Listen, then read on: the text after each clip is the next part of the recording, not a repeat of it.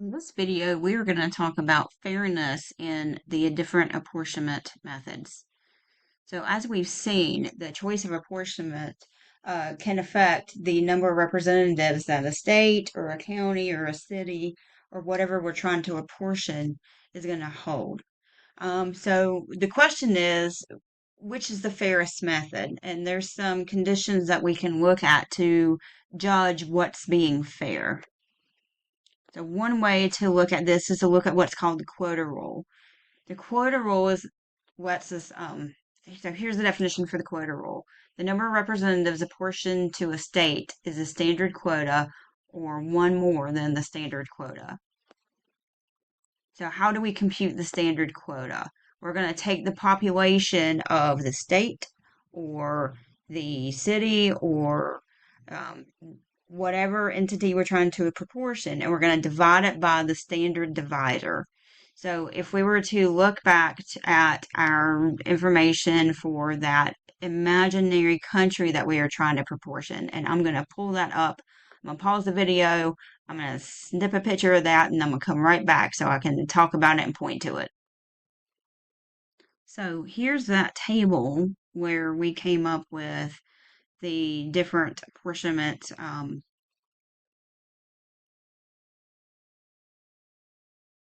number of representatives for each method that we use, the Hamilton plan, the Jefferson plan, and the Webster plan.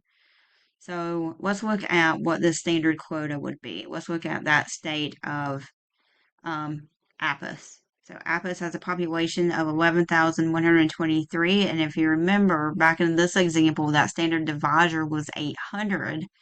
So we're going to take that population and divide by 800. And when I do that on my calculator, and I'm going to do that off screen,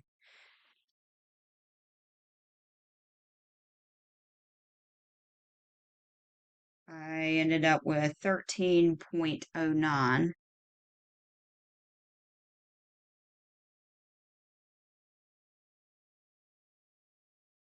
Sorry, 13.90.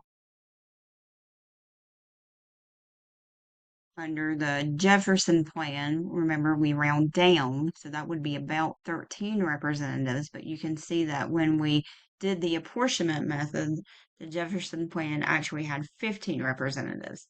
So we would say that this is not fair by that Jefferson plan because my standard quota is not the same as what happened when I performed the apportionment.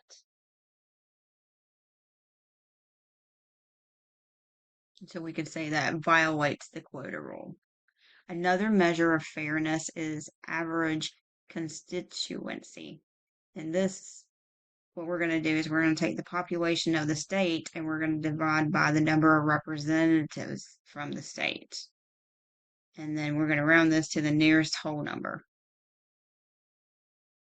So let's look at an example. Let's say we have two states, Hampton and Shasta, and we have their respective populations, and the number of representatives have already been decided based on some apportionment method in the past. If we want to figure out what the average constituency is going to be, we're going to take that population and we're going to divide by the number of representatives. And our goal is to get values that are pretty close to equal to each other. If they're pretty close to equal to each other, then we would say that this seems like it's going to be a fair. So we're looking at proportions here to really do that.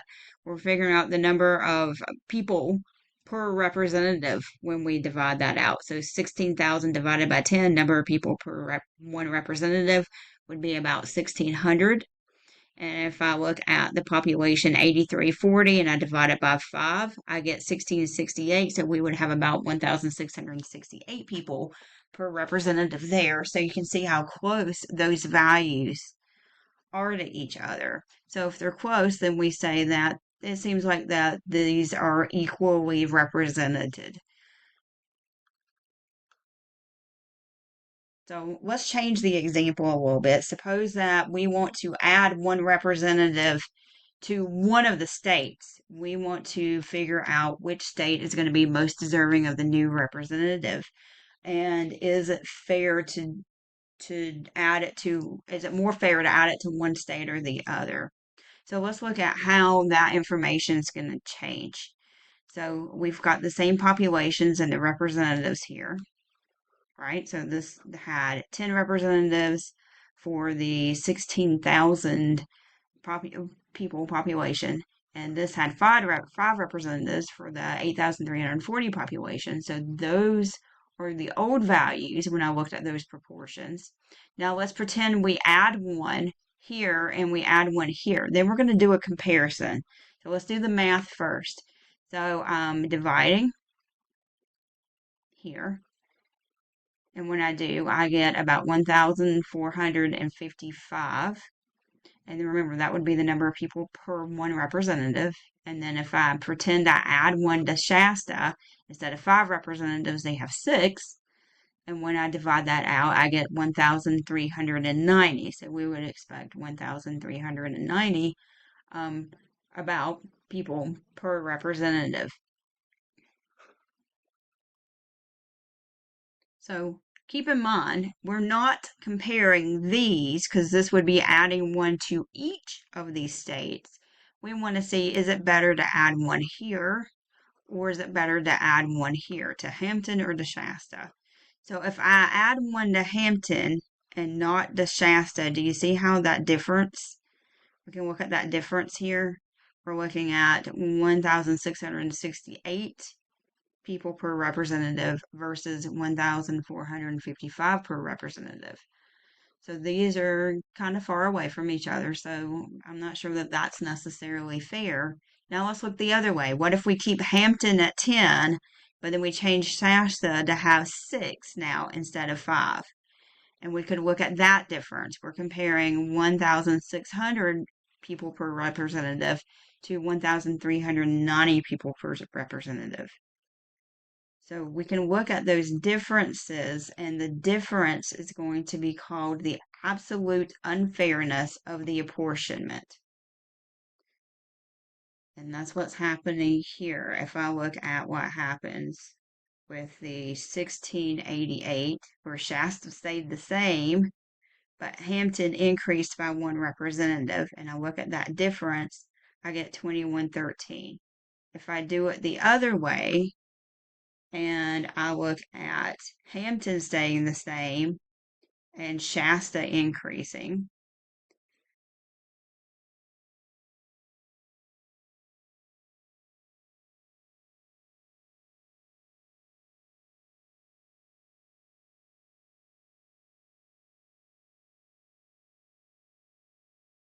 I'm going to subtract 1,600 minus 1,390.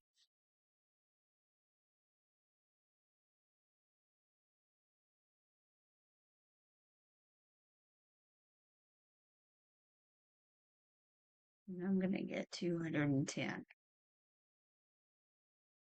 So you can see the differences are similar to each other, but is it fair for one to get a representative over the other?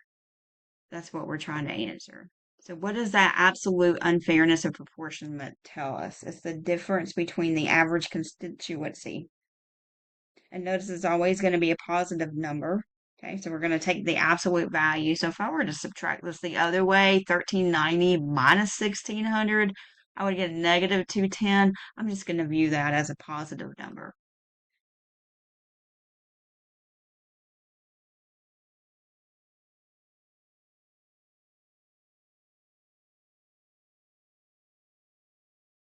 So notice that that smaller absolute value of unfairness happened when Shasta received the new representative. So is it fair for Shasta to receive the new representative? Maybe, maybe not. This is where maybe you want to consider reapportioning instead of just adding one and then comparing fairness and looking at that absolute unfairness. Maybe it would be better to go back to the drawing board, so to speak, in this example. So a similar process is used when deciding which state should receive another representative. Instead of looking at the difference in the absolute unfairness of apportionment, maybe we can look at the relative unfairness in the um, event that we're going to add a representative. So how do we compute that relative unfairness? It's going to be the absolute unfairness of the apportionment divided by the average constituency of the state receiving the new representative. So let's look at an example here. We want to determine the relative unfairness of apportionment. That's going to give a new representative to Hampton rather than Shasta. So I'm going to pause the video and I'm going to snip a picture of that data that we had earlier, and then I'll come right back to the video. So we want to determine the relative unfairness of an apportionment. And we're going to look at when we add a representative to Hampton. So we're looking at that first line here. So the relative unfairness is equal to the absolute value, or the absolute unfairness,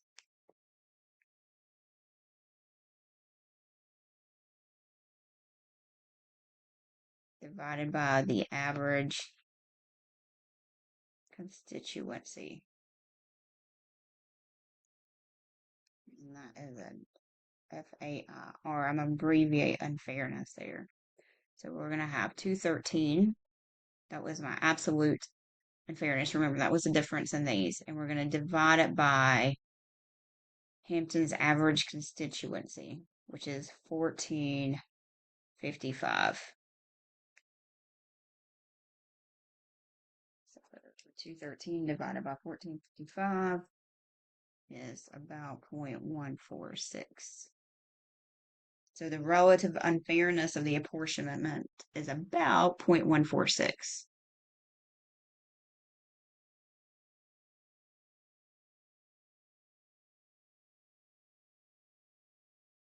So let's look at the apportionment principle. When adding a new representative to a state, the representative is assigned to a state in such a way as to give the smallest relative unfairness of apportionment. So that's going to be our best way to determine fairness here if we're going to add one to a state without going back through that whole process of apportioning.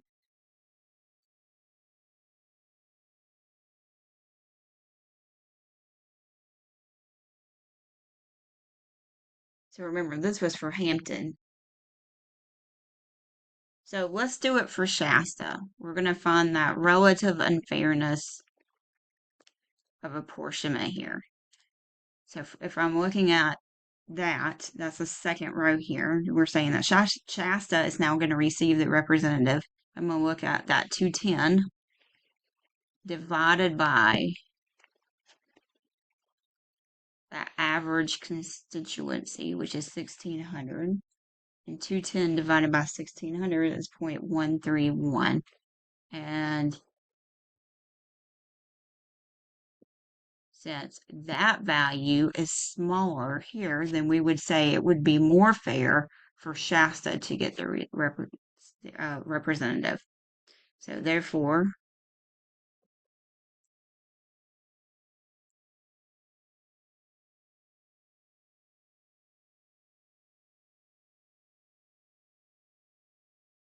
Shasta should get that new rep.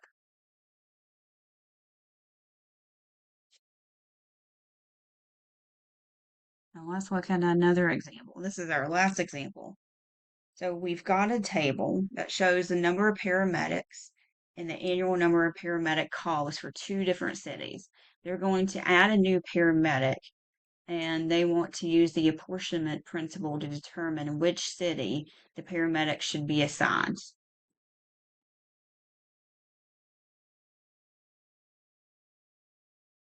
So let's create a table, kind of like what happened in that last example. So we're going to look at what happens if Tahoe gets a new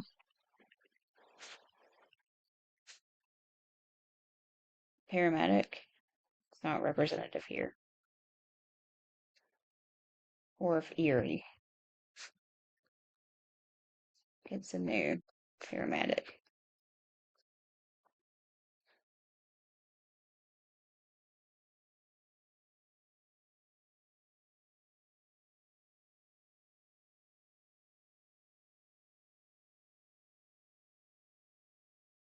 So if Tahoe gets a new paramedic, we're going to have a total of 17,526.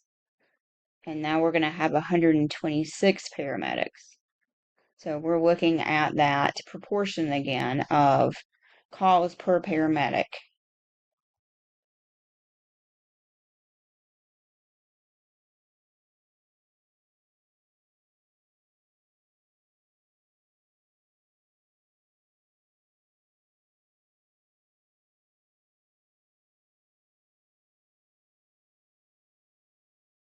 So 17,526 divided by 126 is 139.1, and we're going to round that down to 139. So I'm just going to write 139 there. So if Tahoe gets a new paramedic, then we're going to have 139 calls. If Erie gets a new paramedic, they're going to have 22,461 calls, but now instead of having 143, they're going to have 144 paramedics. So I'm going to divide that out, and I got 155.979, which rounds to 156.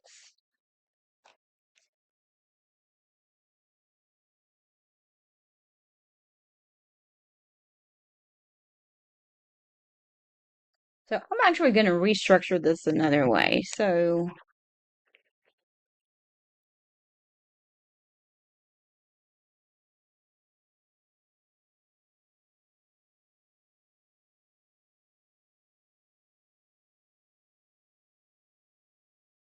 let me write this differently.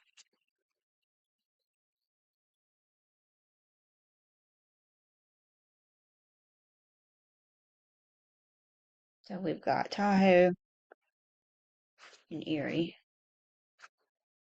So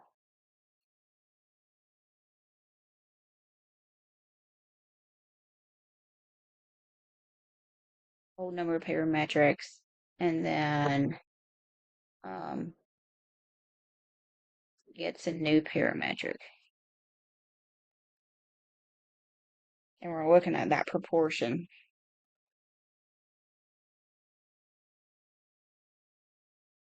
Calls per parametric.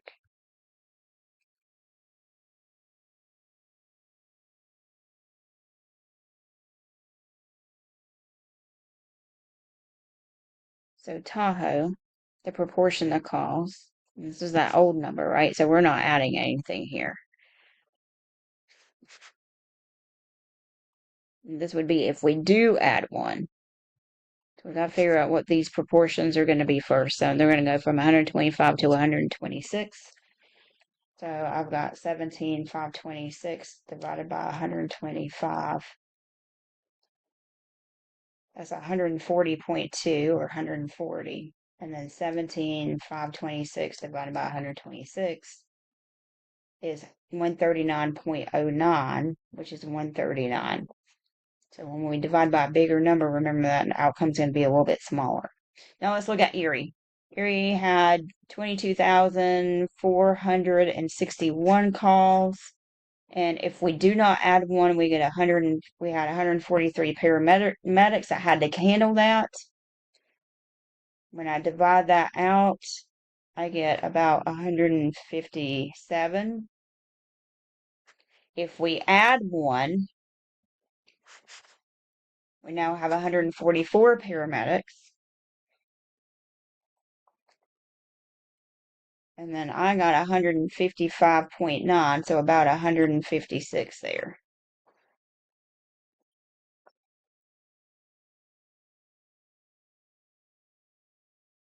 So now let's look at some differences. Let's look at that absolute unfairness.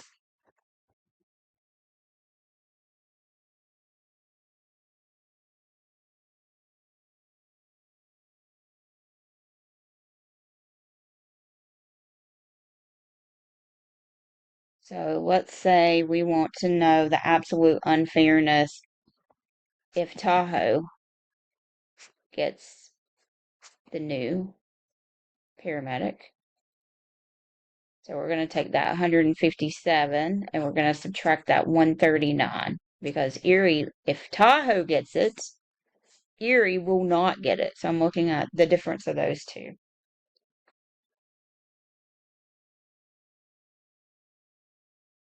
I'm going to get 18. So now let's look at it the other way. What if Erie gets it? So if Erie gets the new paramedic, they're gonna have 156, and we're gonna subtract the 140, which is gonna be a 16. So let's look at our relative unfairness.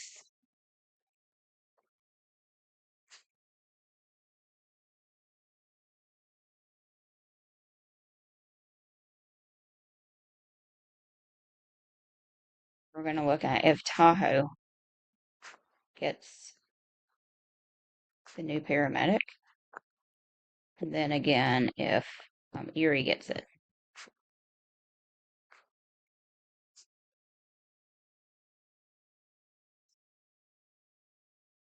So if Tahoe gets it, then we would have 18.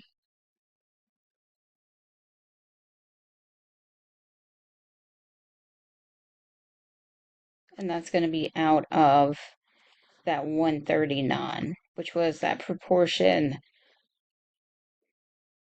here when we looked at the proportion of calls to paramedics if we added one. Remember, you have to use that if we added one. So 18 divided by 139 is 0.129. And then we're going to do the same thing with Erie. So that difference was 16. That's the absolute unfairness of apportionment, which is the difference. And then we're going to divide by the average constituency for Erie, which would be 156. That's that proportion if we were to add a position. So 16 divided by 156 is 0.103. So which one's smaller? The 0.103 is smaller, which means that Erie should receive the new position.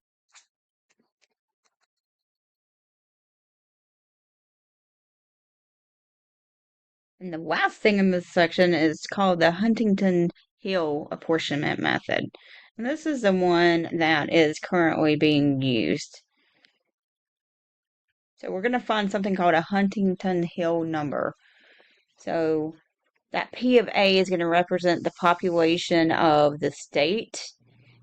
And the lowercase a is the current number of representatives from that particular state. So we're going to take that population, we're going to square it, and then we're going to divide it by a times a plus 1.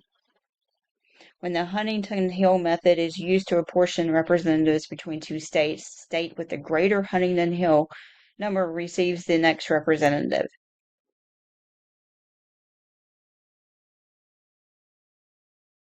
When there's a choice of adding one representative to one of several states, the representative should be added to the state with the greatest Huntington-Hill number. So if we're comparing multiple states, we want to add that to the one that has the largest number. So let's look at an example. So we've got 3 different beaches, and we've got lifeguards, and we've got the number of rescues that those lifeguards made for each particular beach. We want to use a Huntington-Hill apportionment principle to determine which beach needs a new lifeguard. Where should we assign that?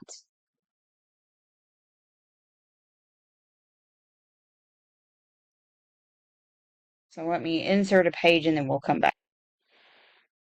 So we're going to have to calculate the Huntington-Hill number for each of these. So let's look at Mellon, then Donovan, and then Ferris. So remember your Huntington-Hill number. It's going to be the population squared divided by the number of representatives times the number of representatives plus 1. So in this case, the population is represented by the number of rescues. So we're going to take a 1,227. We're going to square it, and then we're going to divide it by 37, and then 37 plus 1. which is 38. And we're going to plug that in the calculator.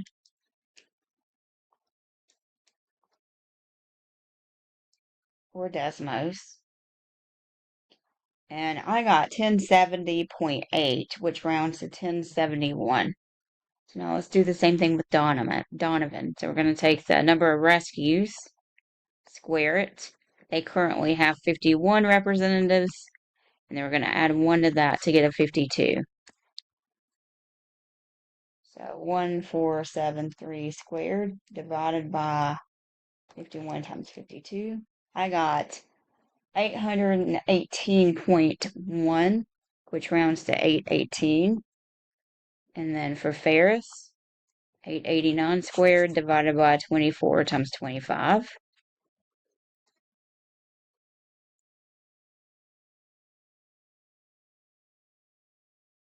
Got 1317.2, which rounds to 1317.